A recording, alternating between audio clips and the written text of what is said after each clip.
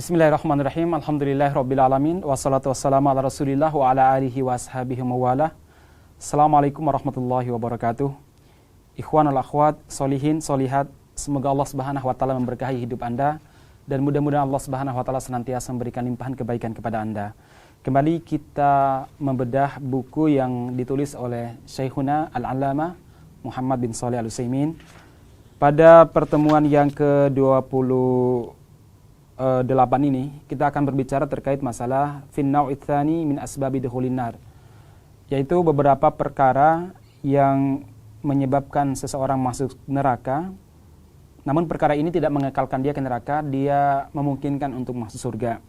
Karena perkara-perkara ini adalah membuat seseorang masih dalam kategori iman dan membuat seseorang masih disebut sebagai muslim. Baik, saudara-saudara sekalian yang mudah-mudahan dirahmati Allah Subhanahu wa taala, apa saja yang membuat orang tersebut masuk neraka namun tidak kekal? Dia besar kemungkinan mendapatkan rahmat dari Allah Subhanahu wa taala dan ampunan dari Allah Subhanahu wa taala. Berbeda dengan jenis pertama kemarin di mana kita berbicara tentang penyebab-penyebab yang membuat orang itu masuk neraka dan dia kekal di dalam neraka kalau dia tidak bertaubat di dunia. Apa itu? Yaitu perkara-perkara nawaqidul iman yang bisa membatalkan keimanan. Nah, sementara ini adalah asbabul mufassiqah, yaitu perkara-perkara yang membuat orang fasik tidak sampai keluar dari Islam. Yang pertama beliau sebutkan di sini adalah uququl walidain wa huma al-ummu wal abu wa uququhuma an yaqta'a ma yajibu lahuma min birrin wasillatin aw yusi'a ilaihima bil qawli aw fi'li, yaitu durhaka kepada kedua orang tua, yaitu bapak dan ibu. Apa yang dimaksud dengan durhaka kepada orang tua, beliau mengatakan adalah yaitu tidak menjadikan orang tua dibangun hubungan yang baik, tidak menyambung satu rahim, tidak berbuat baik kepada kedua orang tua, atau mengatakan berbuat sesuatu yang buruk bagi keduanya. Padahal Allah Subhanahu wa taala seringkali menyandingkan antara perintah berbuat baik kepada kedua orang tua dengan perintah mentauhidkan Allah Subhanahu wa taala. Dalam surat Al-Isra ayat 23-24, Allah Subhanahu wa taala berfirman, wa qada rabbuka alla ta'budu illa iyyahu wa bil walidaini ihsana, dan Rabbmu yaitu Allah memutuskan agar kalian tidak beribadah kecuali hanya kepada Allah, wa bil walidaini ihsana, dan senantiasa berbuat baik kepada kedua orang tua. Sekali lagi, Allah memerintahkan untuk beribadah kepada Allah, kemudian disandingkan dengan apa? Berbuat baik kepada kedua orang tua. Wa imma yablughanna indakal kibara ahaduhuma aw kilahuma fala taqul lahumu uff. Kalau salah seorang dari keduanya atau dua-duanya itu mencapai usia tua di sisimu, mereka masih hidup bersama dengan kamu, fala taqul lahumu uff, jangan mengatakan uff kepada orang tua. Mengatakan uff aja enggak boleh, apalagi melakukan hal yang lebih seperti berkata-kata buruk, apalagi main tangan. Kenapa demikian? Karena orang tua itu sangat sensitif. Dikatakan uff itu bisa menyakitkan mereka. Wala tanharhuma, jangan membentak keduanya. Wa qul lahuma qawlan karima, dan ucapkanlah kata-kata yang baik yang lembut kepada kedua orang tua. Wakhfid lahuma janahadzulli minar rahmah, rendahkan dirimu di hadapan kedua orang tuamu, kemudian sayangilah mereka. Wa qur rabbirhamhuma kama rabbayani shaghira, dan doakanlah mereka, ya Allah, rahmatilah kedua orang tuaku sebagaimana ketika mereka mendidikku saat kecil dengan penuh kasih sayang. Dalam ayat lain Allah Subhanahu wa taala berfirman, anishkurli wali walidayka ilayyal masir. Di antara perintah Allah Subhanahu wa taala bersyukur kepada Allah, kemudian disandingkan dengan apa? Berbuat baik ataupun bersyukur kepada kedua orang tua, mengucapkan terima kasih dan berbuat baik kepada keduanya. Wa ilayyal masir, dan kepadakulah kalian akan dikembalikan. Dalam sebuah hadis riwayat Imam Ahmad dan An-Nasa'i, Rasulullah sallallahu alaihi wasallam bersabda, "Thalathatun qad harramallahu alaihimul jannah." Ada tiga jenis orang yang diharamkan oleh Allah Subhanahu wa taala untuk masuk surga. Yang pertama, mudminul khamri, yaitu orang yang kecanduan khamr.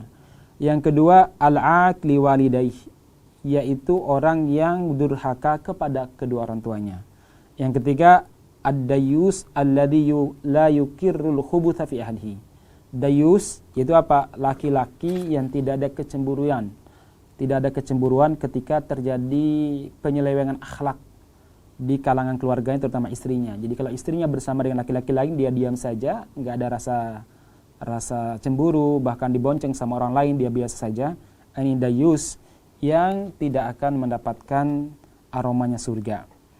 Kemudian dosa kedua yang menyebabkan orang itu masuk neraka adalah qati'atur rahimi wa hiya an yuqati'a ar-rajulu qarabatahu fayamna'a ma yajibu lahu min huquqi badaniyatin aw maliyatin. Fa fi sahihaini an Jubair bin Mut'im anna Nabiy sallallahu alaihi wasallam qala la yadkhulul jannata qati'un. Qala Sufyan yakni qati'u rahimin, yaitu memutuskan tali silaturahim. Dosa yang kedua, memutuskan tali silaturahim. Apa itu? Memutuskan hak-hak kerabat. Dia tidak memberikan hak badaniyah maupun maliyah, tidak memberikan harta kepada mereka, tidak berbuat baik kepada mereka, atau tidak berkata baik-baik kepada mereka. Nah, ini termasuk orang yang memutuskan tali kekerabatan. Rasulullah sallallahu alaihi wasallam bersabda dalam hadis riwayat Bukhari dan Muslim, la yadkhulul jannah, tidak masuk surga qati'un, orang yang memutuskan tali silaturahim, sebagaimana ungkapan dari Sufyan Ats-Tsauri, yang dimaksud qati' yang memutuskan, maksudnya qati'ur rahim, orang yang memutuskan tali silaturahim. Dalam sebuah riwayat jamaah sekalian, Rasulullah sallallahu alaihi wasallam menjelaskan bahwa kelak di hari kiamat nanti silaturahim akan berdiri di hadapan Allah Subhanahu wa taala, meminta izin kepada Allah Subhanahu wa taala untuk memberikan syafaat, untuk memberikan kebaikan kepada orang yang menyambung silaturahim di dunia. Jadi di hari kiamat jamaah sekalian, silaturahim ini akan diwujudkan dalam bentuk makhluk. Dia akan datang kepada Allah Subhanahu wa taala, lalu dia akan meminta izin kepada Allah untuk memberikan kebaikan, syafaat kepada orang-orang yang dulu menyambung silaturahim. Ini luar biasa. Kemudian jamaah sekalian, apakah silaturahim itu kita lakukan bagi orang yang memutuskan silaturahim kepada kita? Artinya kalau ada keluarga kita yang tidak mau berbicara sama sekali sama kita, tidak mau menyambung silaturahim dengan kita, apakah kita harus memulai silaturahim dengan dia? Nah, di sini Rasulullah SAW menjelaskan bahwa justru disitulah letak silaturahim yang sebenarnya. Beliau bersabda, laisal wasil bil mukafi. Bukanlah orang yang disebut menyambung silaturahim kalau dia membalas. Artinya kalau pernah dikunjungi, dia pun mengunjungi. Kalau pernah diberi kebaikan, dia pun membalas kebaikan. Itu mah udah biasa. Yang dimaksud dengan orang yang menyambung silaturahim dengan benar adalah walakinnal wasil alladzi idza quti'at rahimahu wa salaha.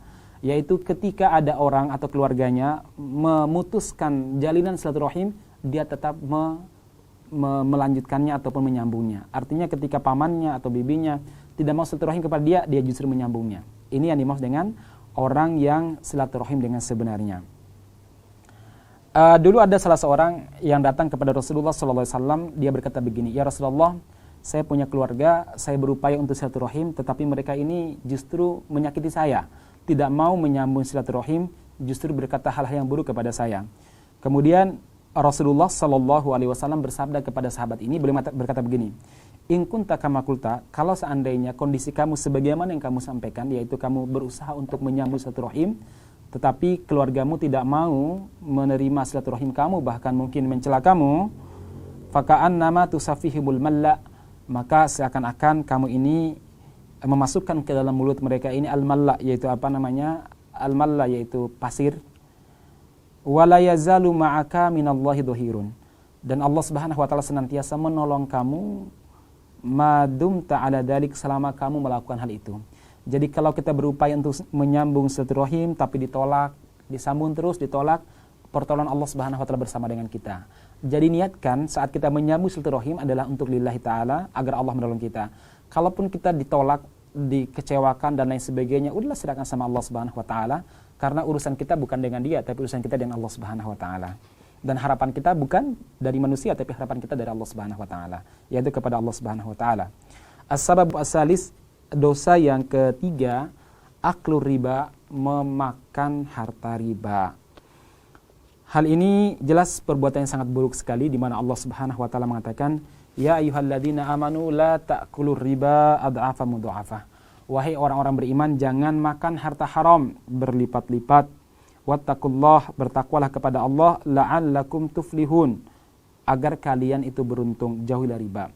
Wattaqun nara allati uiddat lil kafirin, dan jauhilah neraka, salah satunya dengan menjauhi riba, yang neraka itu disediakan bagi orang-orang kafir. Wa atiullaha wa rasula la'allakum turhamun, dan taatlah kepada Allah dan Rasul, semoga kalian diberi rahmat oleh Allah Subhanahu wa taala. Dalam ayat lain Allah Subhanahu wa taala mengatakan alladzina ya'kuluna riba la yaqumuna illa kama yaqumul ladzi yatakhabbathu syaitanu minal mas. Sesungguhnya orang-orang yang memakan riba tidak berdiri kecuali berdirinya seperti orang-orang yang kerasukan setan.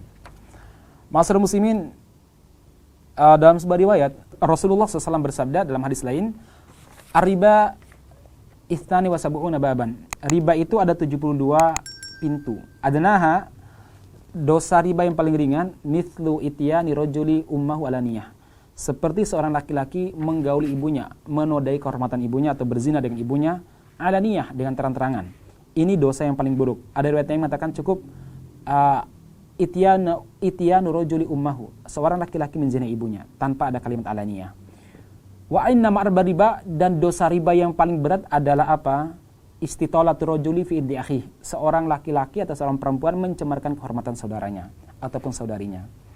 Baik, dosa yang keempat adalah aklu malul yatama, memakan harta anak-anak yatim, baik anak yatim yang laki maupun perempuan. Allah Subhanahu wa taala mengatakan innal ladzina ya'kulunal amwalal yatama dzulman innama ya'kuluna fi butunihim nara wa sayaslawna sa'ira. Sesungguhnya orang-orang yang memakan harta anak-anak yatim secara zalim, bukan dengan haknya, maka sesungguhnya dia memakan neraka, dimasukkan ke perutnya, dan mereka akan dilemparkan ke neraka sa'ir. Kemudian dosa yang kelima adalah syahadatuz zur, persaksian buruk. Ini hati-hati, apalagi zaman sekarang banyak orang yang disewa untuk bersaksi buruk. Banyak orang yang disewa untuk jadi buzzer. Ini perbuatan dosa yang sangat besar di sisi Allah Subhanahu wa taala kalau tidak berdasarkan fakta. Rasulullah SAW bersabda, "Lan tazula qadamu syahidi zur hatta yujibullahu lahun nar." Sesungguhnya kedua telapak kaki orang yang bersaksi palsu kelak di hari kiamat tetap di tempat sampai Allah Subhanahu wa taala memasukkan dia ke dalam neraka. Hati-hati jemaah sekalian, hari ini banyak orang yang bersaksi untuk dibayar. Kemudian banyak orang bersaksi palsu atau mungkin jadi tim buzzer untuk hal-hal yang sebenarnya melanggar syariat. Sekali lagi, ini termasuk persaksian palsu. Termasuk misalkan di YouTube seringkali ada orang-orang untuk mencari viewer ataupun untuk mencari AdSense dari YouTube biar banyak, dia seakan-akan menyandingkan antara dua ustadz. Misalkan Ustadz A seakan-akan saling menunjuk dengan Ustadz B, padahal sebenarnya keduanya berbicara masalah yang lain. Mengadu para ustadz, mengadu para kiai, ini termasuk dosa besar yang Allah Subhanahu wa taala kelak akan memasukkan pelakunya ke dalam neraka. Hati-hati bagi pencari uang dengan cara yang haram. Dosa yang keenam adalah ar-rishwah fil hukmi, yaitu rishwah. Apa rishwah itu? Menyuap dalam masalah hukum. Rasulullah SAW bersabda, ar-rashi wal murtashi finnar, orang yang menyuap dan orang yang minta disuap, maka dia tempatnya di neraka. Kecuali kalau seandainya itu memang hak kita, misalkan hak kita memang benar, ini adalah harta kita, cuma orang tersebut berupaya untuk menipu kita, maka kita memberikan uang kepada hakim ataupun pengacara agar memenangkan kita, itu wajar. Kenapa? Karena itu adalah hak kita dan ini tidak termasuk rishwah. Kata beliau, fa amma ma yu'ta tawassulan ila akhdhi haqqin aw daf'i dzulmin fa ghairu dakhilin fi. Adapun ada orang yang memberi dalam rangka tawassulan ila akhdhi haqqin, untuk mengambil hak, aw daf'i dzulmin, atau menghindari kedoliman. Jangan sampai dari kedoliman ya. Misalkan kita ini diperas sama orang dan diancam dakwah kita memberikan harta kepada dia, itu bukan termasuk rishwah ataupun bukan termasuk menyuap. Ini bagian daripada upaya untuk menyelamatkan diri atau mengembalikan hak kita. Kemudian selanjutnya jemaah sekalian, beliau menyebutkan al-qada' bainan nasi bi ghairi ilmin aw bi jurin wa mailin. Li hadits Buraidah bin Hasib radhiyallahu anhu Nabi sallallahu alaihi wasallam qala al-qada'atu thalathatun. Yang ketiga adalah memutuskan perkara manusia tanpa ilmu atau condong pada hal-hal yang tidak benar karena kecondongan pribadi. Ini diharamkan juga. Hati-hati apalagi ada hakim atau jaksa yang dibayar. Allah Subhanahu wa taala kelak di hari kiamat akan memasukkan mereka ke dalam neraka. Al-qudatu thalathatun. Hakim itu ada 3 jenis. Wahidun fil jannah wa thnani fin nar. 1 saja yang masuk surga, sementara 2 masuk neraka. Fa ammal ladina fil jannah farajun arafa al-haqqa wa qada bih. orang yang masuk neraka adalah hakim yang mengetahui kebenaran dan dia memutuskan dengan kebenaran. Sementara warajulun arifal haqqa fajara fil hukmi fa huwa finnar. Yang kedua, hakim yang tahu kebenaran tapi dia tidak memutuskan dengan yang benar, maka dia masuk neraka. Warajulun qadalun nas ala jahlin fa huwa finnar. Yang ketiga adalah apa? Hakim yang memutuskan tanpa mengetahui ilmu sama sekali. Walaupun dia benar memutuskannya, dia tetap di neraka. Hadis ini diriwayatkan oleh Abu Dawud dan Tirmidzi. Hari ini banyak juga hakim yang dibayar oleh rezim atau dibayar oleh orang-orang kaya untuk mendolimi lawannya atau mendolimi orang-orang yang dianggap berbahaya bagi kepentingan bisnis mereka. Kemudian selanjutnya teman-teman sekalian, beliau menyebutkan dosa berikutnya adalah al-ghisyu li ra'iyati wa adamun nushi lahum bihaitsu tasarrufu tasarrufan laisa fi maslahatim wala maslahatil amali, yaitu berbuat buruk kepada rakyat atau kepada bawahannya. Sekali lagi, pemimpin yang berbuat buruk kepada rakyatnya, penguasa yang berbuat buruk kepada rakyatnya, atau pemimpin yang berbuat buruk kepada bawahannya, baik dalam bentuk negara maupun dalam bentuk perusahaan. Mereka tidak menasihati rakyatnya, tidak berbuat baik kepada mereka, mengambil hak-hak mereka, atau memakai dana rakyat untuk hal-hal yang tidak untuk kepentingan rakyat, yang bukan untuk kepentingan rakyat. Maka orang-orang ini diharamkan masuk surga dan dia akan dimasukkan ke dalam neraka. Rasulullah SAW bersabda, "Ma min 'abdin yastar'ihi Allahu 'ala ra'iyatin yamutu yawma yamutu wa huwa ghashun li ra'iyatihi illa harramallahu 'alaihi al-jannah." Siapapun yang dipilih oleh Allah Subhanahu wa taala sebagai pemimpin yang memiliki bawahan, lalu dia memimpin dengan cara yang buruk, dia melanggar hak-hak rakyatnya, maka Allah Subhanahu wa taala mengharamkan bagi dia surga. Kemudian saudara-saudara sekalian yang mudah-mudahan dirahmati Allah Subhanahu wa taala, di antara perkara yang menyebabkan orang masuk neraka dan ini yang terakhir mungkin adalah apa? Yaitu orang yang berakhlak buruk. Rasulullah SAW bersabda, "Ala ukhbirukum bi ahlin nar." Maukah aku beritahu kepada kalian tentang penduduk neraka? Kullu utullin jawadin mustakbir. Setiap orang utul, apa utul? Utul di sini boleh menyebutkan al-ghalid la yalin, yaitu orang yang kasar, orang yang keras. Jawad di sini artinya apa? Orang yang bakhil, yang kikir, mustakbir dan sombong ataupun angkuh, tidak menerima kebenaran dan menolak kebenaran yang datang dari orang lain, yang baik karena kebencian atau baik karena sebab-sebab yang lainnya. Ma'asyiral muslimin, tentu masih banyak hal-hal yang menyebabkan seseorang masuk neraka yang dijelaskan oleh para ulama, namun kita tidak mungkin menjelaskan seluruhnya di kesempatan kali ini. Kita hanya menjelaskan perkara-perkara yang seringkali dilanggar oleh manusia. Termasuk jemaah sekalian adalah menggambar makhluk yang punya nyawa, menggambar. Rasulullah SAW bersabda, kullu musawwirin finnar, setiap orang yang menggambar itu di neraka, yaitu menggambar yang bermakhluk. Yaj'alu lahu bikulli suratin sawwarahu nafsan fatu'adzibuhu fi jahannam. Allah Subhanahu wa taala akan memberikan gambar yang dia gambar itu nyawa, kemudian makhluk-makhluk yang dia gambar ini akan menyiksa dia di neraka. Jadi kalau dia gambar ular kobra, nanti kelak di hari kiamat gambar ular kobra diberi nyawa dan kobra akan mematuk-matuknya di neraka jahanam. Kalau dia menggambar adalah dia menggambar itu unta, maka unta akan diberi nyawa di hari kiamat nanti dan unta akan menggigit dia dan menendang dia di hari kiamat nanti. Ma'asyiral muslimin, ini beberapa hal yang perlu kita sampaikan dan mudah-mudahan bisa memberikan pencerahan kepada kita semuanya.